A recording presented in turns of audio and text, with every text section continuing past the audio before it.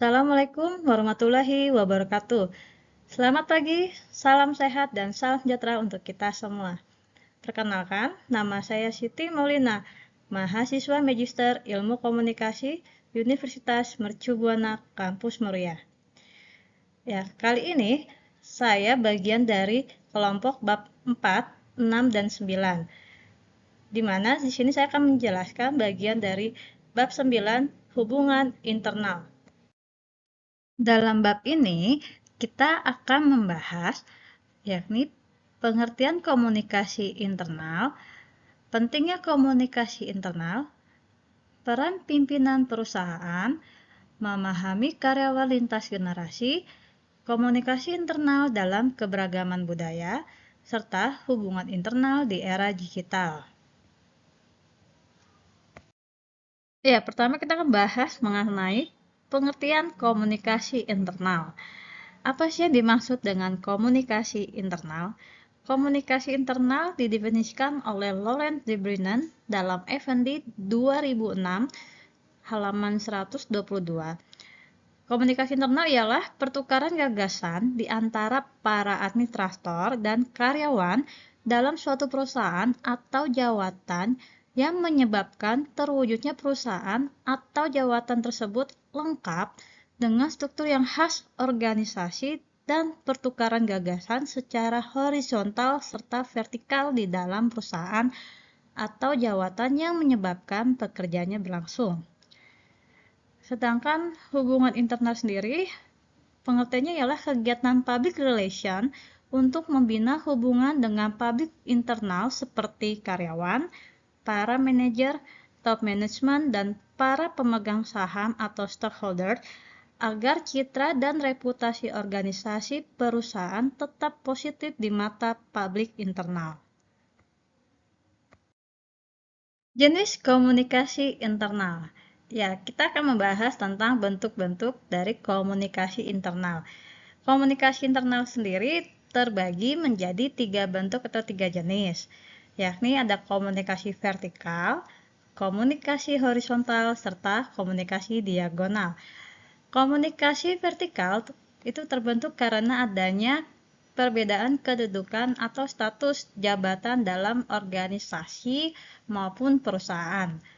Contohnya ialah bentuk perintah dari atasan kepada karyawannya. Itu contoh merupakan bentuk komunikasi vertikal. Kemudian ada komunikasi horizontal. Komunikasi yang terjadi di dalam ruang lingkup organisasi atau di kantor ini ialah terjadi pada orang-orang yang memiliki kedudukan yang sejajar. Jadi adanya interaksi antar rekan sejawat atau rekan kerja yang dimana tidak ada perbedaan status jabatan. Dan yang terakhir, komunikasi diagonal. Komunikasi diagonal terjadi di dalam ruang lingkup organisasi di mana mempunyai kedudukan yang tidak sama atau komunikasi yang dilakukan melalui lintas saluran, yakni di antara pimpinan yang berbeda divisi atau departemen di suatu organisasi apapun perusahaan. Misalnya, pimpinan departemen marketing melakukan komunikasi kepada karyawan dari divisi departemen kehumasan. Nah, itu contoh dari komunikasi diagonal. Mengapa komunikasi internal itu penting? Nah, di sini kita akan bahas pentingnya komunikasi internal. Jadi, menurut beberapa penelitian menginformasi bahwa iklim komunikasi internal dapat diciptakan dengan perencanaan strategis serta berdampak positif pada perusahaan. Ya, karena mendorong perubahan ke arah tujuan perusahaan, kemudian menyadarkan adanya lingkungan yang terus berubah. Kemudian manfaat yang lainnya ialah mendidik karyawan tentang budaya dan nilai perusahaan, menghubungkan karyawan pada bisnis, menyelaraskan tindakan karyawan sesuai kebutuhan pelanggan, membangun komitmen lebih produktif, menghasilkan kinerja unggul, menciptakan suasana kondusif untuk berbagi pengetahuan, mendapatkan kepercayaan, menanamkan rasa memiliki, menciptakan kesadaran kebersamaan, meminimalisir keluar masuk karyawan, mempertahankan karyawan kunci, serta sarana efektif penyelesaian masalah dan pembuat keputusan. Nah, di sini banyak sekali ya poin-poin tentang pentingnya komunikasi internal.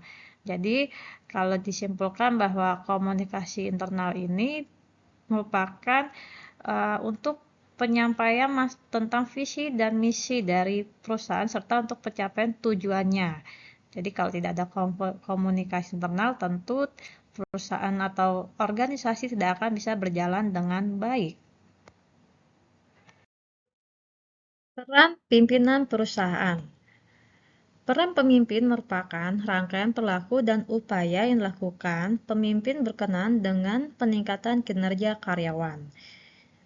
Pimpinan perusahaan harus berkomunikasi dengan jelas mengenai visi dan misi, tujuan, dan nilai-nilai perusahaan, di mana dalam menjalankannya kita bisa melihat bahwa pimpinan ini bisa membangun hubungan yang baik dengan menggali pandangan dan pemikiran yang berkembang di internal. Ya, kemudian mendukung adanya dialog, kemudian juga bisa membangun kepercayaan dalam organisasi. Nah, berikut merupakan poin-poin peranan pimpinan dalam perusahaan apabila pimpinan tersebut memiliki komunikasi internal yang efektif. Peran yang pertama ialah mampu mengarahkan dan memberi petunjuk kepada karyawan. Kedua, mampu memberikan motivasi kepada karyawan. Poin ketiga, mengkomunikasikan informasi yang relevan kepada karyawan. Poin keempat, menggali umpan balik dan mengintegrasikan masukan dalam komunikasi sehari-hari. Yang kelima, menggali ide dan memberi penghargaan pada loyalitas dan juga kinerja karyawan di perusahaan. Kemudian yang terakhir ialah mendukung kekuatan karyawan sebagai duta merek. Nah, disinilah kita dapat menyimpulkan bahwa pimpinan ini memiliki peranan yang sangat krusial, tidak hanya sebagai sebuah jabatan dalam suatu perusahaan, namun peranan yang dimainkan tugasnya ialah sebagai seorang leader, sebagai pemimpin, tentu harus bisa membawa ke arah mana perusahaan tersebut akan nanti berjalan. Nah, disitulah diperlukannya hubungan yang baik dalam mengelola atau memanajemen perusahaannya, baik itu hubungan internal maupun eksternalnya. Jadi dalam hubungan internal ini difokuskan kepada hubungan pimpinan dan juga kepada karyawannya. Memahami karyawan lintas generasi. Generasi adalah sekelompok konstruksi sosial di mana di dalamnya terdapat sekelompok orang yang memiliki kesamaan umur dan pengalaman historis yang sama. Individu yang menjadi bagian dari satu generasi adalah mereka yang memiliki kesamaan tahun lahir dalam rentang waktu 20 tahun dan berada dalam dimensi sosial serta dimensi sejarah yang sama. Kelompok generasi yang saat ini aktif bekerja. Ya, seperti kita ketahui bahwa dalam perusahaan atau kita sebut dengan lembaga atau instansi ini memiliki lintas generasi atau angkatan kerja yang berbeda. Yang pertama ada disebut dengan baby boomers, ialah mereka yang lahir pada tahun 1945 sampai dengan 1964. Kemudian ada angkatan atau generasi X, di mana mereka lahir pada tahun 1965 sampai dengan 1981. Selanjutnya ada generasi Y. Generasi Y merupakan mereka yang lahir pada tahun 1982 sampai dengan tahun 2000. Dan yang terakhir merupakan generasi Z, di mana merupakan mereka yang lahir di tahun 2001 sampai dengan tahun 2016. Tiap generasi memiliki perbedaan sikap dan prioritas. Komunikasi internal yang mampu memahami perbedaan generasi dengan segala kelebihan dan kekurangannya dapat mengintegrasikan kualitas masing-masing sehingga mampu menghasilkan produktivitas. Nah, kita perhatikan dalam tabel ini menjelaskan tentang karakteristik karyawan lintas generasi di tempat kerja, di mana lintas generasinya kita bagi 4 kelompok, yaitu generasi baby boomers, generasi X, generasi Y, dan juga generasi Z. Untuk karakteristik pertama, kita bahas tentang work ethic dan juga value. Pada generasi baby boomers, mereka fokus pada pekerjaan, kesetiaan, dan salah satu nilai utama mereka ialah membangun hubungan. Berbeda dengan generasi baby boomers, generasi X fokus pada mandiri, pekerja keras, terbiasa dengan office politics. Kemudian, ukuran sukses ketika mereka sukses meniti karir itu dari bawah sampai ke puncak.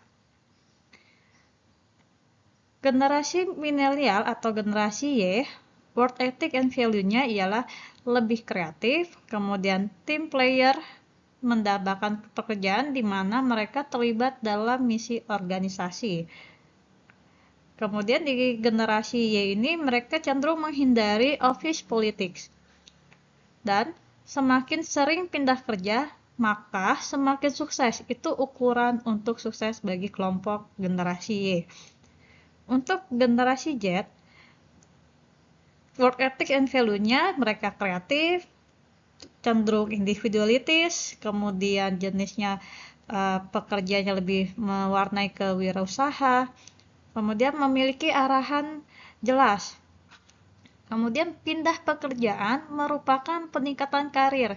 Nah, di sini kita bisa lihat nilai dari suatu pekerjaan di setiap lintas generasi ini memiliki makna atau pemahaman yang berbeda. Kemudian kita lihat dari work style atau gaya bekerjanya. Baby boomers itu lebih loyalitas, disiplin. Nah, di sini ada prestis, kesejahteraan, dan juga jabatan. Generasi X mulai mempertimbangkan work life dan juga balance. Kemudian di generasi Y, work style-nya sangat peduli dengan work life balance, fokus kepada karir pribadi, lebih optimistik, kemudian berpihak kepada keberagaman dan mampu menggunakan teknologi. Sedangkan untuk kelompok generasi Z di work style-nya, di sini kelompok ini lebih kurang fokus terhadap pekerjaan, kemudian optimistik dan berpihak kepada keberagaman atau menghargai pluralisme dan mampu menggunakan teknologi lebih baik ketimbang generasi Y atau cerdas dalam berteknologi. Oke, karakteristik berikutnya yaitu leadership style. Dalam kelompok generasi baby boomers, gaya kepemimpinannya tuh lebih karismatik. Kemudian kalau kelompok generasi X, mereka lebih senang tantangan. Sedangkan generasi Y lambat dalam mengambil keputusan. Ini gaya kepemimpinannya. Dan yang generasi Z, karena paling muda nih kelompoknya, tentu mereka cenderung lebih panik, tidak siap. Nah, ini dari leadership style-nya. Kemudian interaktif style. Kita lihat di kelompok generasi baby boomers, kerja secara berkelompok, kemudian senang untuk memiliki pertemuan. Generasi X cenderung agak egois, maksudnya mereka lebih senang sendiri-sendiri. Kalau generasi Y selalu mencari kesempatan untuk terlibat dalam aktivitas atau berpartisipasi. Sedangkan generasi Z ini memiliki jiwa sosial yang tinggi. Bentuk komunikasi. Di generasi baby boomers, mereka komunikasi secara personal atau pribadi. Generasi X langsung dan juga segera. Generasi Y lebih menyukai komunikasi dalam email dan juga voicemail. Sedangkan di kelompok generasi Z, mereka lebih nyaman menggunakan aplikasi media sosial seperti Twitter, Instagram, WhatsApp, di mana memang aplikasi ini sudah ada semenjak mereka lahir gitu. Jadi lebih nyaman menggunakan aktivitasnya di media sosial. Kemudian karakteristik dari feedback dan juga reward. Kelompok generasi baby boomers itu tidak peduli dengan reward. Kemudian transaksionalnya dalam bentuk materi dan senang pengakuannya berupa gelar atau predikat gitu ya. Kemudian generasi X, ini kebebasan adalah yang terbaik dan lebih menyukai penghargaannya berupa materi. Kalau kelompok generasi Y, bentuk feedback dan rewardnya mereka ini sebenarnya ingin melihat, ingin terlibat dalam pekerjaan, kemudian senang penghargaan tersebut bentuknya bukan dari materi, tapi misalkan rewardnya jika dikasih pilihan mau berupa uang atau pergi liburan, tentu mereka akan memilih pergi berlibur, karena kalau trennya sekarang itu mereka lebih senang melepas tekanan pekerjaan dengan healing-healing gitu, berlibur. Kemudian period to stop working, jadi periode ketika mereka sudah berhenti dari aktivitas pekerjaan itu seperti apa. Nah, kalau generasi baby boomers, mereka akan selesai bekerja itu ketika menyelesaikan pekerjaannya. Kalau kelompok generasi X, sudah jam pulang, tapi masih mengerjakan, tapi ketika sudah waktu makan malam, mereka akan berhenti untuk bekerja.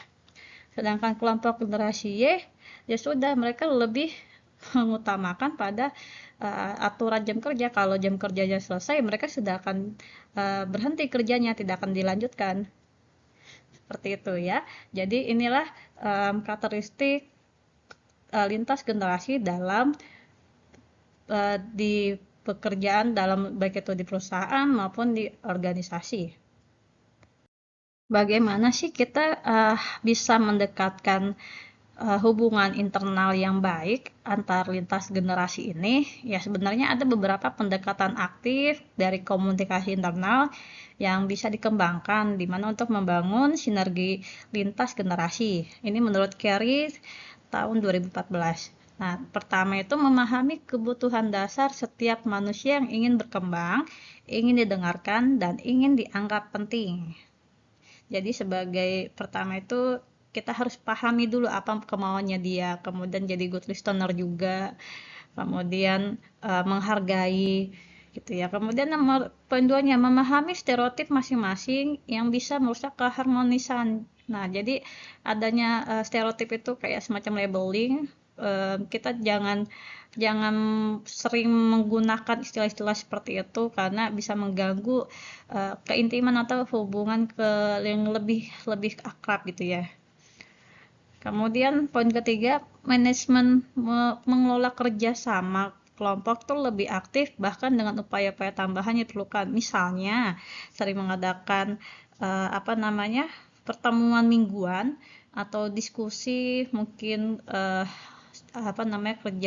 kerja di luar bareng kayak gitu, atau diskusi di nongkrong di tempat kafe, tempat yang memang bisa memungkinkan kerja bareng antar lintas generasi ini tapi tidak dibawa kaku gitu. Dan yang terakhir ialah membentuk komunitas lintas generasi yang melakukan pertemuan informal dan casual sehingga dapat memperoleh pengembangan gagasan dari setiap generasi ya, seperti contoh sebutkan ya, dengan adanya bentuk komite, maksudnya kelompok lintas generasi yang sering ketemu, entah itu pertemuan antara hobi yang bareng atau sifatnya tidak terlalu baku gitu ya, pergi mancing atau bermain golf gitu ya. Ini bisa membangunkan rasa solidaritas gitu ya, dan juga bisa membagi ide yang kreatif. Jadi bisa membangun hubungan yang lebih efektif. Komunikasi internal dalam keberagaman budaya. Nah, komunikasi lintas budaya ini merupakan proses mengirim dan menerima pesan antar individu yang berbeda budaya. Dijelaskan oleh John Uzow dalam Effective Intercultural Workgroup teori ya, dalam Little John dan Frost tahun 2009 halaman 327, bahwa sebuah kelompok dan budaya yang beragam memiliki satu alur yang mempengaruhi fungsi kelompok dan juga terdapat input, proses, output model yang menjelaskan kinerja kelompok dalam sebuah lingkungan multibudaya. Pengaruh atas fungsi kelompok diawali dengan input tertentu berupa informasi seseorang di dalam lingkungan. Input tersebut kemudian dikomunikasikan sehingga menghasilkan umpan balik yang kemudian situasi di mana kelompok tersebut bisa bekerja.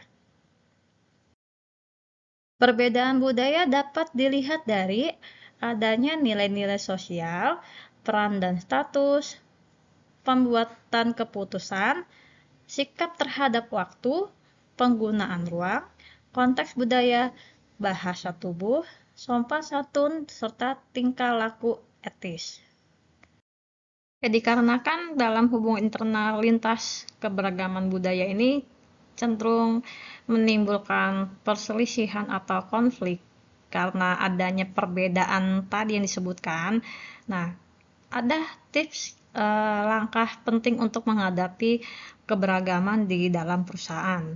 Yang pertama ialah kita harus menemukan unsur perbedaan serta peka dengan terhadap perbedaan dalam perusahaan tersebut. Jadi perbedaannya dimaksud tadi perbedaan budayanya, baik itu tentang nilai-nilai budayanya, bahasa tubuh, kemudian makna dari cara penyampaian pesan, karena kan setiap individu itu beda beragam gitu ya. Kemudian yang poin kedua, menghindari asumsi dan penilaian subjektif yang terburu-buru. Dimaksudkan untuk kita harus mengkonfirmasi ulang makna dari pesan yang kita terima. Jadi agar tidak terjadi mispersepsi atau kesalahpahaman, sebaiknya kita konfirmasi ulang. Kemudian perlakukan rekan kerja sebagai individu.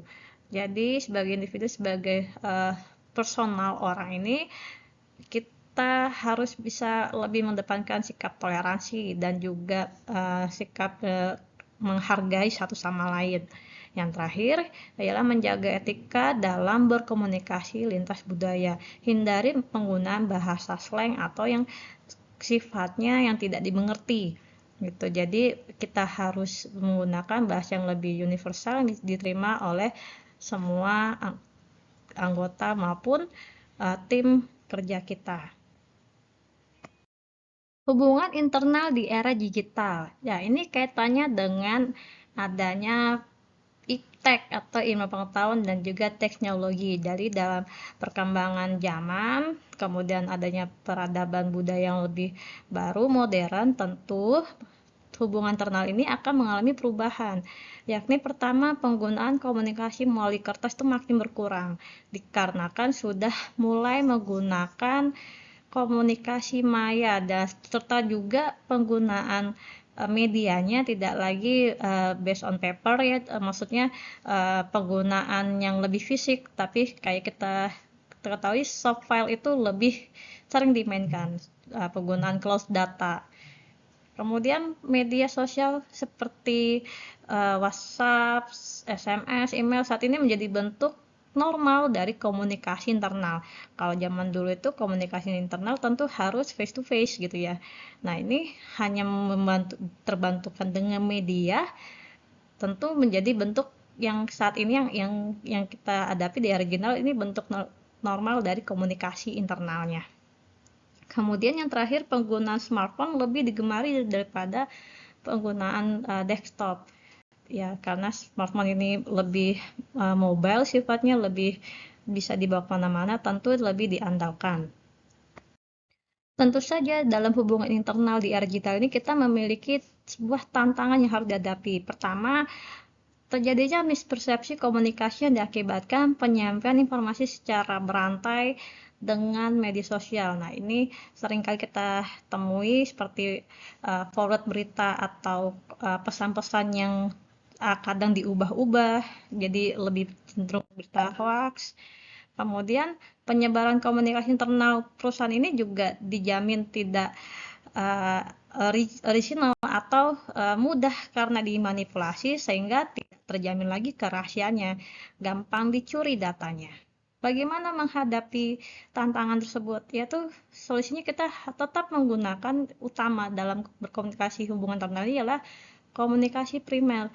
baik itu komunikasi secara langsung menggunakan media ataupun yang komunikasi tidak langsung menggunakan media. Jadi tatap muka ini atau komunikasi primer ini merupakan solusi untuk mengurangi adanya perselisihan atau kesalahpahaman hubungan internal di era digital ini. Contoh studi kasus hubungan internal yang saya angkat, yakni dari paper disertasi Yasmin Ambar Pratiwi Universitas Erlangga tahun 2018 dengan judul Strategi Komunikasi Internal Karyawan Perusahaan dalam Menjaga Hubungan Antar Generasi Tua dan juga Muda.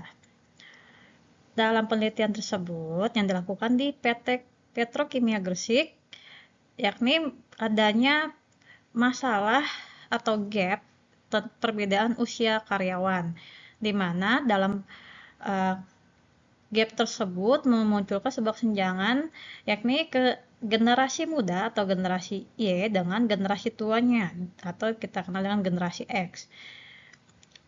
Gap tersebut menimbulkan yang pertama adanya perbedaan orientasi pada pencapaian tujuan perusahaan, di mana generasi X berorientasi pada proses dalam mencapai tujuan, sedangkan generasi Y berorientasi pada tujuan yang dicapai tanpa memperhatikan proses. Jadi kalau generasi X ini lebih fokus pada prosesnya, sedangkan Y itu langsung pengen yang penting target tercapai, tapi tidak memikirkan detail dari proses tersebut. Kemudian masalah berikutnya ialah hubungan interpersonal menimbulkan kesan eksklusivitas terhadap generasi Y. Ya, tadi akhirnya generasi Y itu merasa tidak nyambung dengan pembicaraan atau ketika melakukan komunikasi dengan generasi X atau seniornya, jadi mereka lebih berkelompok. Gitu. Kemudian yang terakhir, ekspektasi kerja di antara kedua generasi tersebut berbeda, di mana generasi X bekerja sesuai dengan standar kerja, sedangkan generasi Y itu mereka mengharapkan dapat menyampaikan ide dan inovasi mereka. Dari ide tersebut mereka inginnya tuh didengar dan juga diimplementasikan. Seperti itu. Jadi inilah permasalahan yang muncul di dalam hubungan internal di perusahaan PT Petrokimia Gresik. Lalu apa yang kita lakukan dalam menghadapi situasi tersebut? Nah, menurut Fred E. David tahun 2011 dalam bukunya Manajemen Strategi dan Konsep, terdapat 3 tahapan proses manajemen strategis. Yang pertama, perumusan strategi yang dilakukan oleh Departemen Operasional SDM, di mana mereka harus melihat dari faktor internal, yaitu gap umur dan perubahan fungsi kerja menjadi pelayanan. Yang kedua, yaitu tahap keduanya ialah implementasi strategi. Perusahaan melaksanakan program outbound dan juga rekreasi karyawan. Dalam penelitian tersebut telah diterapkan, ya, jadi ada tujuan yang ingin dicapai, yaitu di mana kegiatan tersebut untuk menjaga hubungan antar generasi X dan Y di perusahaan karena terdapat penambahan pengetahuan mengenai generasi lain. Kemudian juga meningkatkan soft skill pada karyawan dalam bentuk teamwork, team building, dan achievement. Kemudian yang tahapan terakhir yaitu evaluasi strategi. Ini meninjau faktor-faktor eksternal dan internal yang menjadi dasar strategi, mengukur prestasi, atau membandingkan yang akan diharapkan dengan kenyataan, dan mengambil tindakan korektif untuk memastikan bahwa prestasi sesuai rencana. Ya, ini jadi strategi komunikasi yang dilakukan oleh karyawan generasi X dan Y dapat disimpulkan bahwa sesuai dengan komponen strateginya, komunikasi interpersonal itu melihat tujuan dari pesan komunikasi, sasaran komunikasi, serta media komunikasi gunakan oleh komunikan. Gitu. Jadi diharapkan dalam komunikasi interpersonal di komunikasi horizontal yang dilakukan antara generasi X dan Y di PT Petrokimia Gresik ini memiliki hubungan internal yang lebih baik lagi, bisa saling memahami, kemudian tetap mengedepankan visi misi dan tujuan dari perusahaan, sehingga mereka akan menciptakan komitmen yang bersama untuk menyingkirkan ego tersebut ya. Jadi diharapkannya harus mengubah gaya komunikasi antara generasi X dan Y, di mana untuk mengurangi masalah gap tadi. Seperti itu. Ya, sekian presentasi dari saya tentang hubungan internal. Mohon maaf bila ada kekurangan. Terima kasih. Wassalamualaikum warahmatullahi wabarakatuh.